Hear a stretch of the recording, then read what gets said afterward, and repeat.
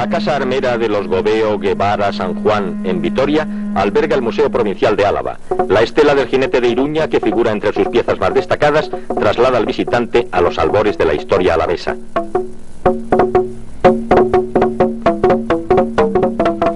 Piedras toscamente talladas correspondientes al Paleolítico inferior evidencian la presencia del hombre en esta zona hace más de 75.000 años.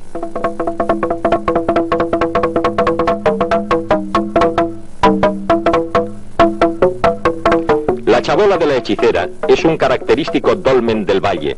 Su corredor, perfectamente diferenciado, termina en una cámara sepulcral de planta circular.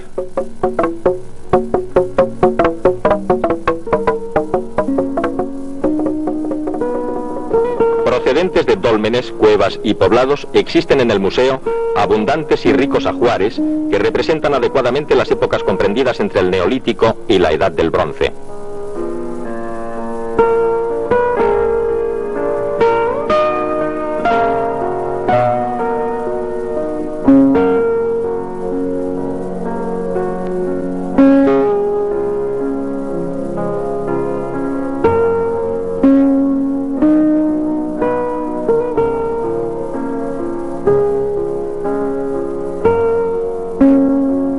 Restos humanos hallados en cuevas sepulcrales. A lo largo del tiempo, la actividad geológica de las cavernas actuó sobre estos cráneos, mimetizándolos con el terreno.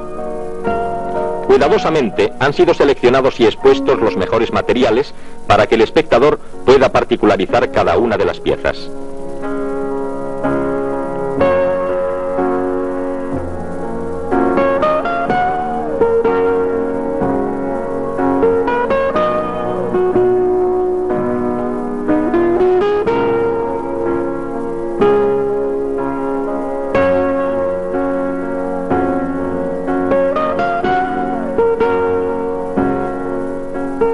Evidentemente, una faceta importante del museo es la exhibición de las piezas, pero detrás existe un importante trabajo de investigación que supone la búsqueda de interrelaciones, elementos parciales, etc., incluso mediante el tratamiento por ordenador de los datos obtenidos.